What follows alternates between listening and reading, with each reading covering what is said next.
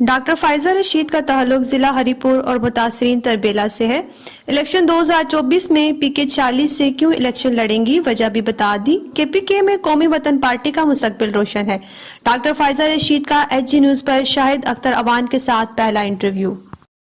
नाजरीन, इस वक्त सियासत की सरगर्मियाँ शुरू हो चुकी हैं और सियासी अखेड़ा भी लग चुका है। नाजरीन, इस वक्त मैं मौजूद हूँ अपने स्टूडियो में और हमारे साथ आज मौजूद हैं डॉक्टर फायजा रशीद साहिबा। किसी मोहताज नहीं, इनका शुक्रिया अदा करते हैं, ये आज हमें टाइम दिया और यहाँ पे हम जानेंगे इनसे पीके 46 से ये इलेक्शन लड़ रही हैं। इशारा कहा जाता है हरीपुर की तहसील को, जिसमें इस टाइम हल्कों में चेंज हुई और पीके 46 है, उसमें ये इलेक्शन लड़ रही हैं और कौमी वतन पार्टी से इलेक्शन लड़ रही हैं। डॉक्टर साहबा, क्या कहती हैं आप? जी, सबसे पहले तो थैंक यू इनवाइट किया। आपका जो क्वेश्चन है कि पीके 46 से मैं इलेक्शन क्यों लड़ रही हूँ, तो चूँकि मैं हरीपुर के, मेरी फैमिली पुराने शहरियों में से है और अगर आपको ये कहूँ कि हरीपुर में सियासत का जो आगाज़ है वो हमारी फैमिली से हुआ है, तो इसमें कोई दूसरी राय नहीं होगी। जब 1967 में जो तहरीक चली थी, तो उस वक्त जब पीपल्स पार्टी वजूद में आई थी, तो मेरे वालिद पीपल्स पार्टी के बानी अरकान से थे और उसके बाद आज तक जितने लोग इलेक्शन में आए हैं उन सब को अगर आप उनका माजी देखें तो उन्होंने सियासत की इब्तिदा जो है वो पीपल्स पार्टी से की थी और वो सारे के सारे मेरे वालिद हकीम अब्दुल रशीद के पॉलिटिक्स में स्टूडेंट्स रहे हैं। सबके नाम गिनवाऊंगी तो बहुत टाइम वेस्ट होगा, लेकिन बताती चलूं कि जब पीपल्स पार्टी उस वक्त अरूज पे थी तो राजा सिकंदर जमान को भी मेरे वालिद ने पीपल्स पार्टी में शामिल किया था, फिर मिनिस्ट्री दिलवाई थी। खलाबाद से शौकत जमान खान को किया था, मनकराय से राजा साहब थे, राजा इमानुल्लाह साहब, उनको स्पीकर बनवाया गया था। तो जितने भी लोग पॉलिटिक्स के उफक पे, हरीपुर पॉलिटिक्स पे आए, वो सारे हमारी फैमिली से होके आए हैं। हमारी फैमिली ने उनके सर पे दस्ते शफ़क़त रखा है और सियासी शऊर उन्होंने हकीम अब्दुल रशीद से लिया है। उस वक्त ये जितने आज कुछ हैं, कुछ अल्लाह को प्यारे हो गए हैं, वो सारे पीपल स्टूडेंट फेडरेशन में थे। उससे उन्होंने पॉलिटिक्स की इब्तिदा की थी। और फिर आपके क्वेश्चन पे वापस आऊँगी कि चूँकि हम हरीपुर के पुराने शहरियों में से हैं और आपको पता है कि हरीपुर शहर की जो आबादी है वो बहुत ज़्यादा हो गई है, तो आज अगर आप 46 का अखाड़ा देखें तो कोई कौमियत की बिना पे वोट मांग रहा है जी कि मेरी फ़लानी कौमियत है और मेरी कौम मुझे वोट दे, कोई अवान बरादरी के उस पर मांग रहा है। तो मैं समझती हूँ कि जो ज़ियाउल हक ने हमारी कौम को मज़हब की बुनियाद पे, लिसानी बुनियाद पे और फिर बरादरीज़म पे डिवाइड किया था, उसके असरात अभी तक पाकिस्तान की पॉलिटिक्स में ही नहीं, हरीपुर की पॉलिटिक्स में भी नज़र आते हैं। तो अगर ये बात है तो मैं हरीपुर के शहरियों से ये कहूँगी कि अभी तक जितने लोग इलेक्शन जीत के जाते रहे हैं वो सारे ताल्लुक, उन सब का ताल्लुक पेरीफेरी से था। अगर शहरियों की बात की जाए, हरीपुर के शहरियों की, तो मैं समझती हूँ कि आज हरीपुर के शहरी में से, शहरी हल्के में से मैं वाहिद कैंडिडेट हूँ। और अगर आप वोट का तनासब देखें, पीके 46 में 4,92,072 वोट हैं, रजिस्टर्ड वोट हैं आज तक, और जो कि किसी भी पीके हल्के के हाईएस्ट वोट हैं। कौमी, जबकि कौमी असम्बली में 7 लाख समथिंग है। तो मैं ये समझती हूँ कि हरीपुर के शहरी जिसको वोट देंगे वही जो है वो कौमी असम्बली में भी कामयाब होगा। तो अगर लोग बरादरीज़म पे और मुख्तलिफ उस اس کو کہتے ہیں قومیت پہ ووٹ کو تقسیم کرنا چاہتے ہیں، تو پھر میں بھی کہوں گی کہ ہری پور کے شہری جو ہیں وہ شہری کو ووٹ دیں. میں ہری پور کی شہری ہوں، ہری پور کے لوگ بھی پھر دیں. انہوں نے ہمیشہ پیری فیری سے آئے گاؤں سے لوگوں کو سپورٹ کیا ہے، اور ہری پور کے شہر سے آج تک کوئی کینڈیڈیٹ تاریخ میں لکھا ہوا ہے، ہری پور کی تاریخ میں. تو میں سمجھتی ہوں چونکہ میں ایک سیاسی ورکر ہوں، میں اس جو تقسیم ہے اس کو میں ایگری نہیں کرتی، لیکن میں یہ کہتی ہوں کہ اس طرح سے پولیٹکس میں برادری ازم پہ، قومیت پہ لوگوں کو ڈیوائیڈ نہیں کرنا چاہیے.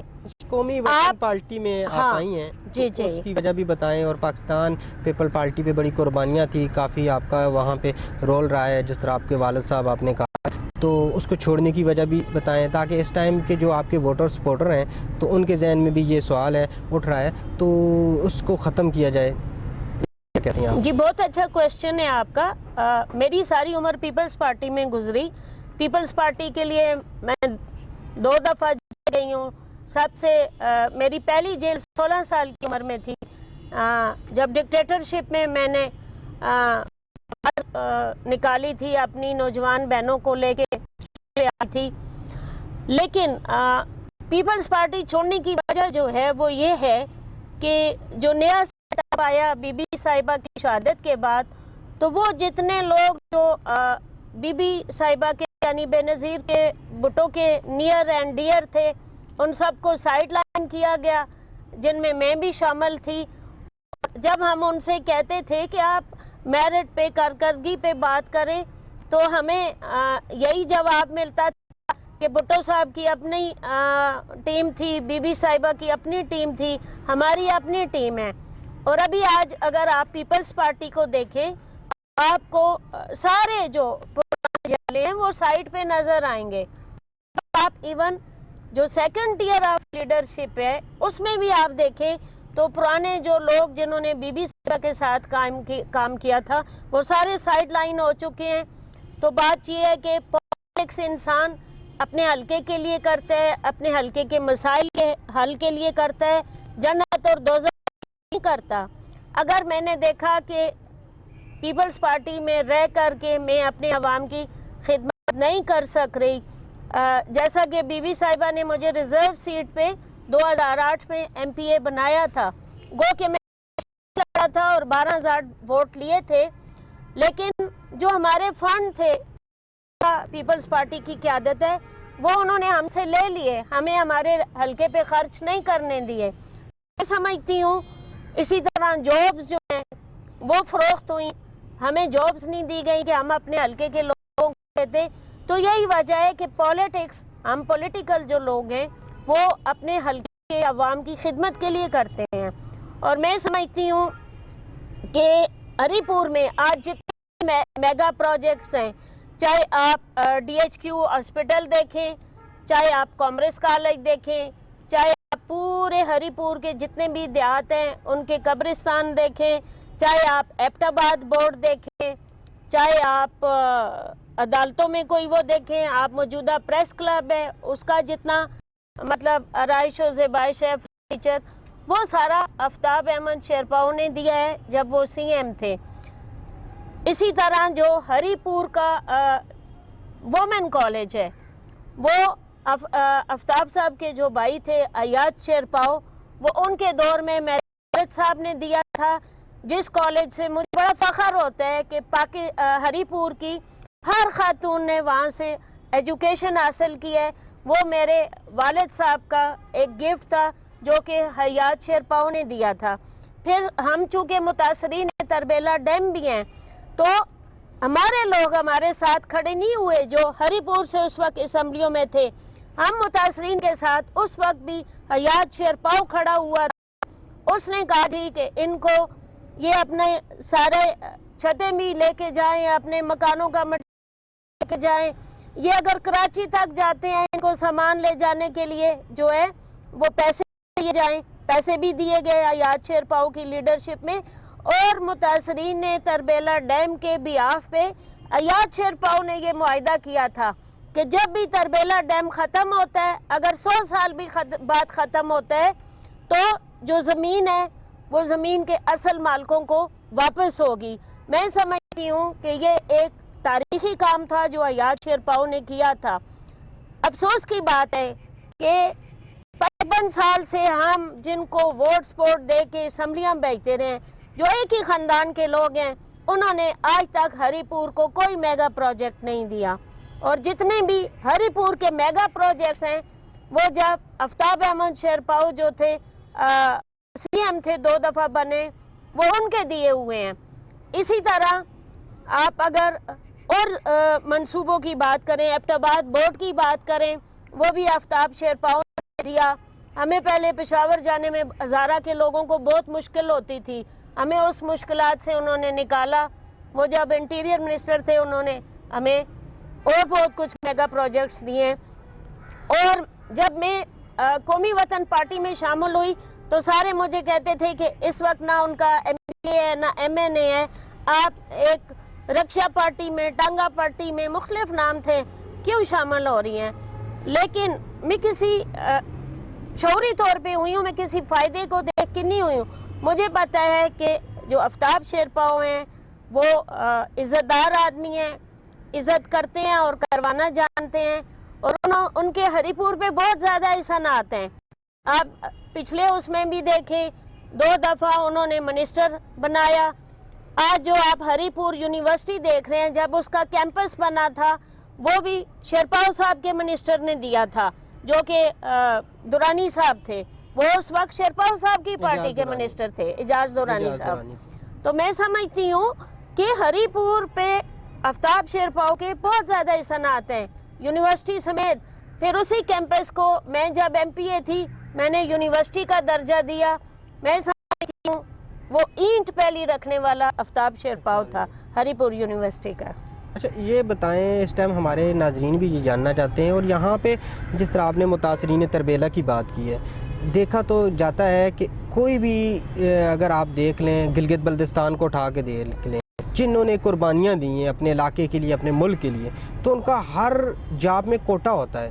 لیکن بدقسمتی ہم کہہ سکتے ہیں کہ ہری پور اور خاص طور پہ متاثرین تربیلا وہ بدقسمت ہیں کہ ابھی تک تو ان کی جو ریالٹی ہے وہ بھی ان کو نہیں ملی, سبسڈی تک نہیں ملی ان کو جو ملنی چاہیے, اس کے علاوہ کوٹا تک نہیں ہے یہاں پہ. تو سیاست تو ہوتی ہے, تو اس پہ متاثرین تربیلا کے لیے آپ کا کیا میسج ہے کہ ابھی تک تو وہ ووٹ دیتے رہے ہیں, تو لیکن زیادتی کرنے والے کون تھے, یہ تھوڑی سی بات اس چیز کی وضاحت کر دیں. شاعر نے کہا کہ گھر کو آگ لگی گھر میں جلنے والے چراغ سے. تو جب تربیلا ڈیم بن رہا تھا, جو یہاں پہ کرتا درتا تھے نا, ہمارے لوگوں نے, ہمارے باپ دادا نے قربانیاں دی. تربیلا ڈیم پہ بنا اور پاور ہاؤس کے در جا کے بنا سوابی میں. تو اس وقت جو ہمارے ہری پور کے حکمران تھے, ظاہر ہے وہ قصوروار ہے, انہوں نے ہمارے ہاتھ اور پاؤں کاٹے ہیں. نہ انہوں نے ہمارے بیاف پہ کوئی معاہدہ کیا ہے کہ ہمیں کچھ یونٹس, جیسے منگلہ بنا ہے, منگلہ کی زمین دینے والوں کو 100 یونٹس فری ہیں, ان کے ہر فیملی کے گھر سے ایک بندے کو انگلینڈ لے کے جایا گیا, ان کو جابز دلوائیں گی. جو اس وقت ہمارے حکمران تھے انہوں نے ہمیں نہیں دیا. ابھی بھی الیکشن آ گئے, 200 یونٹ کی تو ویسے بھی بات ہر الیکشن میں ہوتی ہے, کی جائے گی 200 یونٹ کی بات کی جائے گی, تو ہر بار یہی لالی پاپ یہاں پہ متاثرین تربیلا اور ہری پور کو دیا جاتا ہے. کیا سمجھتے ہیں متاثرین تربیلا کے ساتھ جو اس ٹائم لالی پاپ دینے والے ہیں, جو زیادتی کرنے والے ہیں, تو آپ نہیں سمجھتی اس میں برابر کے شریک وہ متاثرین تربیلا خود بھی ہیں جو ان کی باتوں میں آ کے تو پھر ان کو ووٹ دے دیتے ہیں اور اسمبلیوں میں بھیج دیتے ہیں, اور اسمبلیوں میں جا کے کسی قسم کی وہ ان کی بات نہیں کرتے. دیکھیں, بینگ این ایجوکیٹڈ پرسن, میں سمجھتی ہوں کہ یہ دیوانے کے خواب کہ بڑی بات ہے. ابھی کوئی متاثرین نے ڈیم کو 1 یونٹ بھی فری دے گا, ٹھیک ہے نا. ابھی پاکستان جن حالات سے گزر گیا, ابھی تو آپ کو کوئی 1 یونٹ بھی فری نہیں دے سکتا. اچھا آپ کا کوشچن ہے, میں بتاتی چلوں. جب لالی پاپ دیا گیا تھا جی کہ کے ٹی ایس میں متاثرین ڈیم ہیں جو لیکن آج ایجوکیشن اتنی زیادہ ہے, لوگوں میں شعور اتنا زیادہ ہے کہ اب وہ دوبارہ اس لالی پاپ کے چکر میں نہیں آئیں گے اور وہ ان لوگوں کو ووٹ دیں گے کہ جو ان کے لیے اسمبلیوں میں بول سکیں. ایک اور بڑا اہم سوال آپ سے کرتے ہیں کہ آزاد الیکشن لڑنے والوں کا, کیونکہ آپ بہتر طریقے سے سمجھتے ہیں آزاد الیکشن انسان ہے, اور یہ جو حلقہ ہے یہاں پہ زیادہ تر لوگ آزاد الیکشن لڑتے ہیں. آزاد الیکشن لڑنے کی ایک تو وجہ کیا ہے؟ کیا یہاں پہ شخصیت پہ ووٹ دی جاتی ہے ہری پور میں, یا اس کے بعد آزاد الیکشن لڑنے کے بعد جو بھی پارٹی آتی ہے سامنے تو اس کے ساتھ علاق ہونا ضروری ہوتا ہے؟ تو اس پہ کیا کہتے ہیں آپ؟ دیکھیں, میں نے جو آزاد الیکشن لڑا تھا اس کی وجہ تو یہ تھی کہ مجھے پیپلز پارٹی نے ٹکٹ نہیں دیا تھا. میں اس وقت پیپلز پارٹی کی ممبر تھی, لیکن انہوں نے مجھے ٹکٹ جان بوجھ کے قیادت نے ریفیوز کیا تھا اور میرے مقابلے میں ٹکٹ دیا, 2 دن پہلے پارٹی میں شامل ہوا تھا. تو میں پیپلز پارٹی کے ناطے مجھے آزاد الیکشن ازرائے مجبوری لڑنا پڑا. جو آپ کے سیکنڈ کویسچن ہے کہ کیوں لڑنا, میں اپنی آنکھوں سے دیکھا جب میں ایم پی اے تھی کہ جو لوگ آزاد الیکشن لڑ کے گئے انہوں نے الیکشن کی مد میں جب وہ جس گورنمنٹ میں شامل ہوئے ان سے کروڑوں روپیہ لیا. یعنی الیکشن جیتنے کے بعد ہی وہ اگلے 3 الیکشن کا خرچہ جو ہے 6 اور 8 کروڑ وہ جو گورنمنٹ جو بناتا ہے اس سے لے لیتے ہیں. تو میں سمجھتی ہوں کہ عوام کا ووٹ تو پہلے دن ہی وہ دیتے ہیں, عوام کو کچھ نہیں ملتا. تو عوام کہتے ہیں جی جس کی حکومت ہوگی. جو آزاد امیدوار جیت کے جاتے ہیں وہ پیسہ کمانے کے لیے جاتے ہیں, وہ اگلے 3 الیکشن کا خرچہ جو ہے وہ جو حکومت بنا شامل ہوتے ہیں شمولیت سے پہلے خرچہ لے لیتے ہیں. پہلی بات یہ ہے. دوسری بات یہ ہے کہ جو لوگ آزاد الیکشن لڑتے ہیں ان کو اور بھی بہت سے بینیفٹ ہوتے ہیں, کچھ خفیہ ذرائع سے بھی ان کے کہنے پہ وہ کرتے ہیں. ان کا دوسری زبان میں ان کو میں کہتی ہوں ان کا ہینگ لگتا ہے نہ پھٹکڑی لگتی ہے, اور وہ لوگوں کو بے وقوف بنا کے اسمبلی میں بھی چلے جاتے ہیں اور بعد میں اللہ اللہ خیر صلی اللہ والی بات ہوتی ہے. یہاں پہ قومی وطن پارٹی کا کیا کے پی کے اندر اس ٹائم موجودہ؟ دیکھیں انشاءاللہ اگلی جو حکومت بن رہی ہے مجھے نظر آ رہا ہے جو ہے